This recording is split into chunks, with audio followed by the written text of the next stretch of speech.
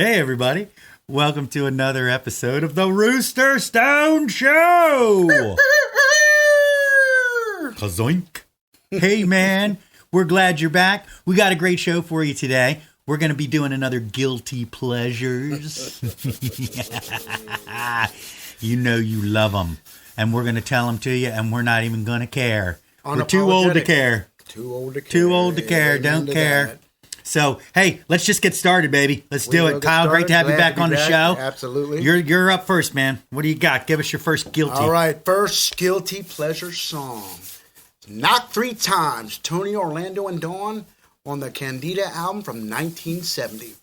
This song just takes me back to that 70s nostalgia that I love so much.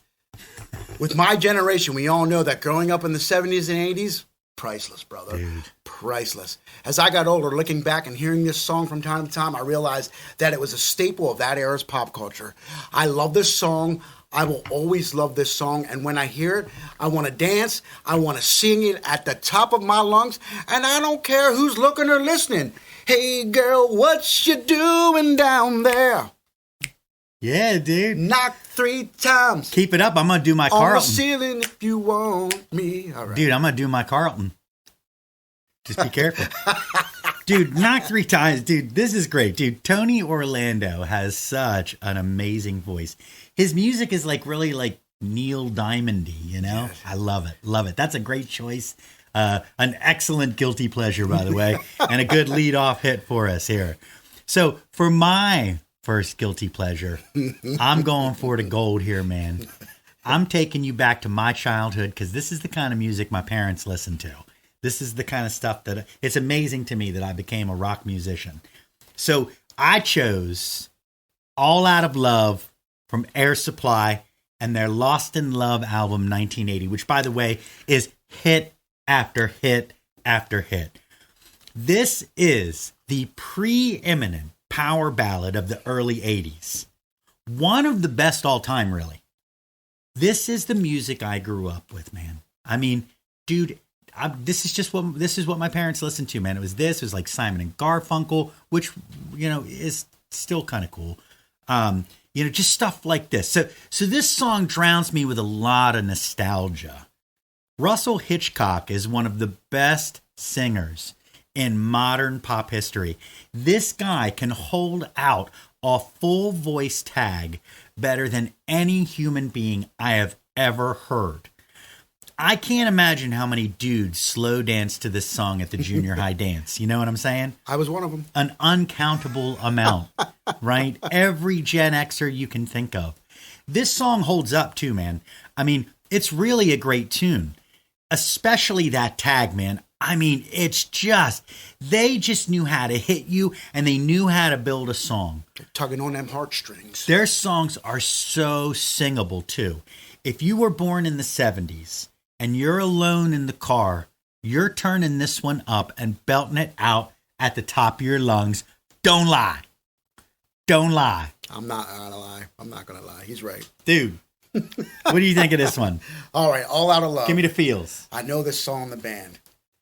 I mean, I couldn't have said it better myself. They were the heavyweight champions of the early 80s love ballads, man. That's how I see it. And while we're on the subject, the wife wanted me to ask you if you sit and listen to this song when you do need a good cry, Mel. She asked me to ask you that. I do, even when I don't need a good cry. I love this song. And you know what else? This song proves another point for me. This song proves that something I have said for years. I have never heard a band come from down under that wasn't awesome. Another Australian group here, and they are sticking with it, man. We might need a road trip to get us some of that water they're drinking. Dude, that might be a good show too, to find a band from Oz that we don't like. That's a tall order, because I don't know one. I don't know a single one. I couldn't think of it. So there it is. Maybe it's because the ones that aren't that good don't make it over here. I don't know. But I can tell you right now, they're stuck on the island. My theory holds. So what do you got for number 2? What do you got for number 2? Number 2. All right. Saturday Night Bay City Rollers, the album Rollin', 1974. I'm going to continue rolling with that 70s nostalgia that I love so much. When I was a kid, the first time I heard this song, it was the coolest rock and roll song ever. I remember having the 45 record playing it over and over and over again. And my older sister saying, put on another record, put on another record. Till this day, I still think it is the coolest or one of the coolest rock and roll songs ever. Make fun of me if you must. But when I was a kid, the Bay City the Bay City Rollers ruled my rock and roll world. At least until I heard Bad Company for the first time, which still to this day is my favorite 70s classic rock band. Much love always to the Bay City Rollers. SATURDAY night. Woo! I love it. Dude, this is classic. This is classic 70s pop here, man. I love it. You know, and just in case you forgot how to spell Saturday, the Bay City Rollers got you covered. And it's wild. I remember most of the lyrics like it's just like a sponge back, you know. Yeah, this song totally missed me, right? I mean, I didn't hear it till years and years later. But again, I lived in a very tight bubble. My parents were older. You know, I mean, my mom was 28 when I was born, which in the 1970s was old, right? My dad was almost 30. Like, so they were like in a totally...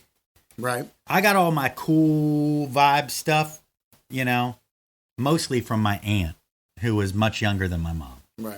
But, you know, I do like the music that my parents listen to now that I'm older, because I'm older too. Well, but when you're 8, right? So, yeah, dude, Bay City Rollers, baby. Right? It missed me, but I got much love for it now. Absolutely. Right? So for my second song, I chose The Glory of Love. Peter Cetera from his Solitude Solitaire album 1986. This song was going to be on our top movie soundtracks of 1986 back in episode 40. But I had already earmarked it for this Guilty Pleasures episode, because I do that. I have to build up stuff over the course of months, right? I'm constantly tinkering with these lists. But I had already earmarked it. So this song, dude, here it is, right? This was the song of the summer that year. It was the featured track on the Karate Kid 2 soundtrack. Dude, every kid in America was doing karate moves all summer, right? And listening to this song. I can still hear it playing out of my black Sony boombox or blaring out of the loudspeakers at the Lancaster County Pool. Oh, yeah. Peter Cetera had just gone solo after fronting rock titan group Chicago for years. His voice was part of the soundtrack to every 80s kid's childhood. Of all the great songs that he did with that band, Chicago, I don't know, dude. This song, I still think this song's better. This song is the best one. It is pure pop gold. Everything about it is huge. All 3 sections, verse, chorus, bridge, are perfectly done. It's a slow dance mega hit. This is a great song. I don't care. I don't care. I love it, dude. Mike. The Glory of Love. Absolutely. So this is power ballad, dude. Absolutely. Again, who doesn't love nostalgia? Glory of Love, love it, love it, love it. This song is definitely on my guilty pleasure song list. Mr. Miyagi, Danielson, The Karate Kid, the 80s at its best. I mean, you can't, and Peter Cetera. I mean, you just remember those little drums that they had that they were playing because they were in like Okinawa. And they're like playing these little drums. Dude, I love that movie. Live or die, man. Honk. Dude. My man. I love that movie. Woo. I love all that. All right. There it is. That's my number 2. And I'm going to remember to do a number 3 today. Okay. Just for you. I got you. You know. So speaking of number 3, I can't believe we're at number 3. But what is my your number 3? It has to come sooner or later. My number 3. All right. My Heart Will Go On, Celine Dion. Oh. Let's Talk About Love and Titanic soundtrack from 1997. So, out of the 70s, I'm making a sharp turn and sailing into the 90s for this next one while trying not to hit that iceberg. You know what I'm saying?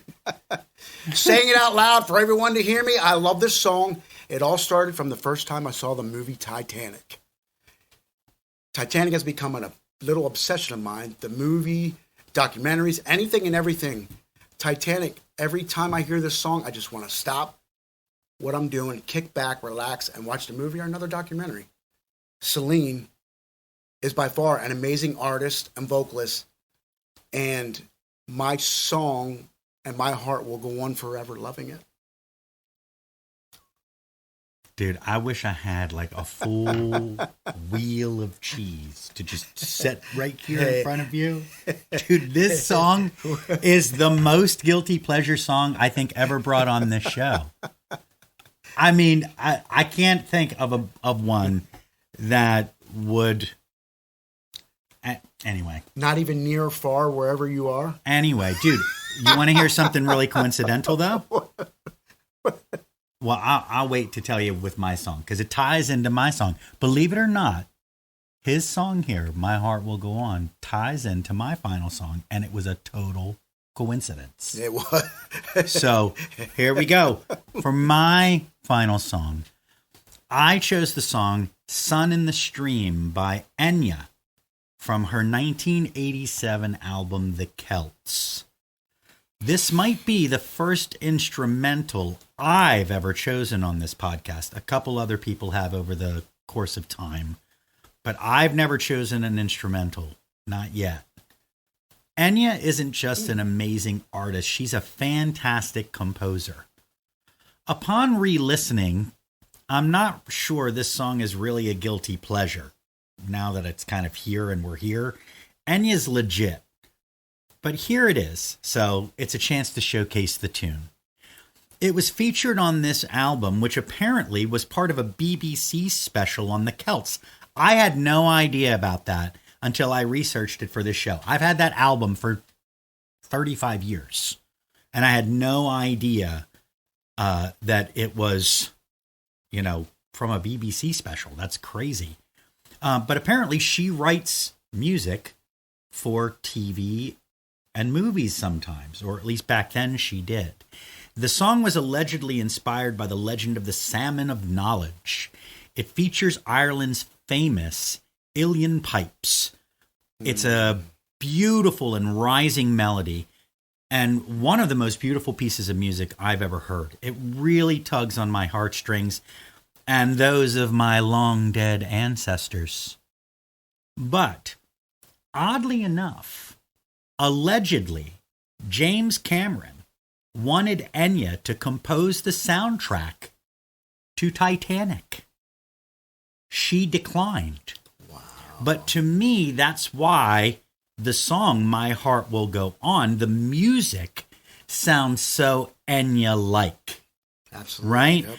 And that's the sound he wanted, and I guess he got it. But what a coincidence, man, that you chose that song on the same list I chose Enya.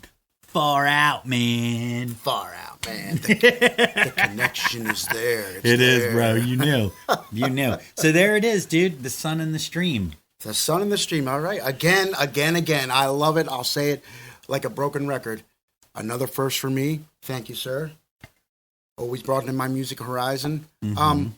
I enjoyed it. And all of, like you said, like how great of an artist she is and composer, and from the Irish background, the song, the music gave me that Braveheart soundtrack vibes. If you listen to it probably goes hand in hand with also the the Titanic soundtrack. But well, they probably used uilleann pipes in the soundtrack for Braveheart, and that's why it reminds you. It reminded me. I don't know that that's true, but that's my assumption. When I think of it and hear it, and when you're talking about I can hear it. Yeah, I mean, Irish and Scottish people are very closely related. Oh yeah, from a cultural standpoint. Yep. They're all a little crazy. Not the same, but hey, what? You call them crazy? Anyway. Who you call JK. Crazy? Hey, thanks so much. There's our list, right? So tell us what guilty pleasures you've got. We could really use some help because I'm starting to run out of guilty pleasures here, and I'm going to have to start digging into the I'm embarrassed to tell people I like this song vault, although maybe some of you will like that. But if you don't mind, you could kind of give us some more ideas about some guilty pleasures that we can include on some future episodes. That would be great. Thanks so much for listening. Don't forget to check out www.roosterstone.com to check out our original music.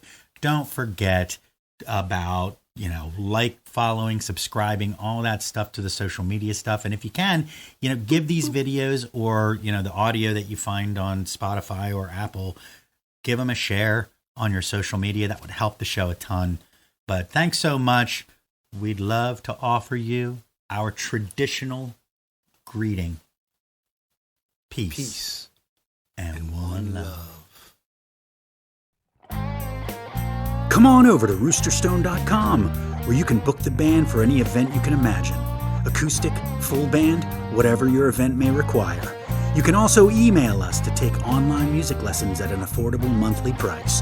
Don't forget to download our original music and like, follow, and subscribe to Rooster Stone across all social media platforms.